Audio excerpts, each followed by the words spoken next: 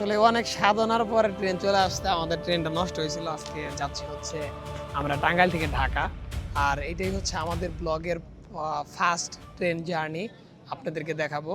তো এইখানে দেখতে পাচ্ছেন যে অনেক মানুষ কিন্তু দাঁড়িয়ে আছে ট্রেনের জন্য। এগুলো সব যাত্রী হচ্ছে ঢাকা যাবে, এবং এই ট্রেনটা হচ্ছে আপনার ঢাকা থেকে ছেড়ে এসেছে, মানে রাজশাহী যাবে হয়তো বা। তো এইটা অনেকক্ষণ দাঁড়িয়ে ছিল। আসলে ওই ট্রেনটার ইঞ্জিনটা হয়েছিল নষ্ট, ঠিক আছে।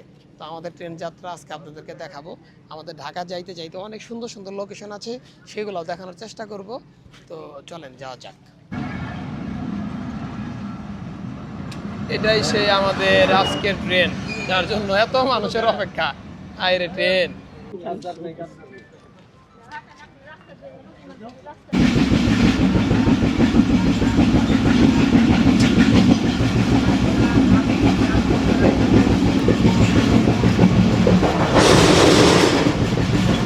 তো অনেকক্ষণ অপেক্ষা করার পরে ট্রেনটা কিন্তু চলে আসছে।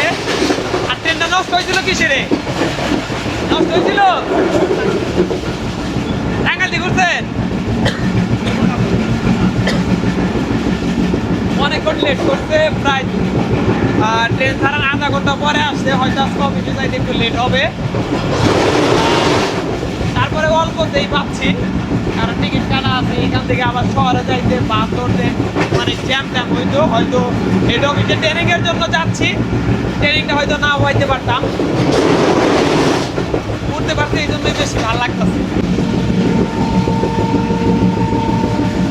পানি হয় বললো গাড়াইতে চড়াবো তাই, ওই দিকটা পুরা সাদা হয়ে গেছে গান। এই দিকে কি নিচে একটু নিচা বেশি,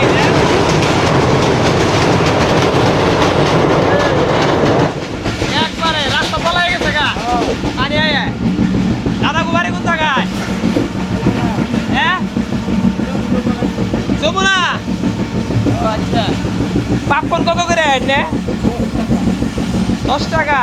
আর এই যে এটা কত করে? একবারে পুরা প্যাকেট। আচ্ছা, এই ট্রেনেই থাকে না? এক এক সময় এক এক ট্রেনে। বুঝতে পারছি। তাতে মোটামুটি কত টাকা ইনকাম হয় এগুলো বিক্রি করে সারাদিন? 400-500 টাকা হয়। সারাদিনই থাকার লাগে রাত পর্যন্ত? আপনি থাকেন না দিনেই, সকাল থেকে 3 পর্যন্ত ট্রেনে যান ঢাকা, আবার আয় করবেন। এই ট্রেনে আবার আয় করবেন অন্য ট্রেনে, এটাই যাবে আরেকটা যাবে।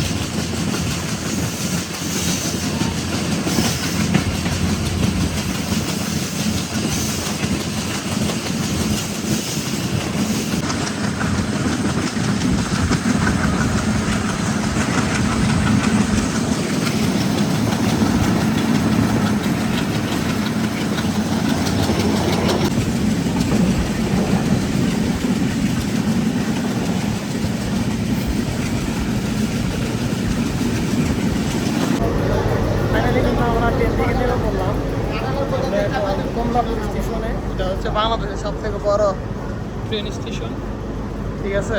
সারাই সব বললাম আজকের ভিডিওটা এখানেই শেষ। দেখা হবে নেক্সট কোনো ভিডিওতে। ভালো থাকবেন, আসসালামু আলাইকুম।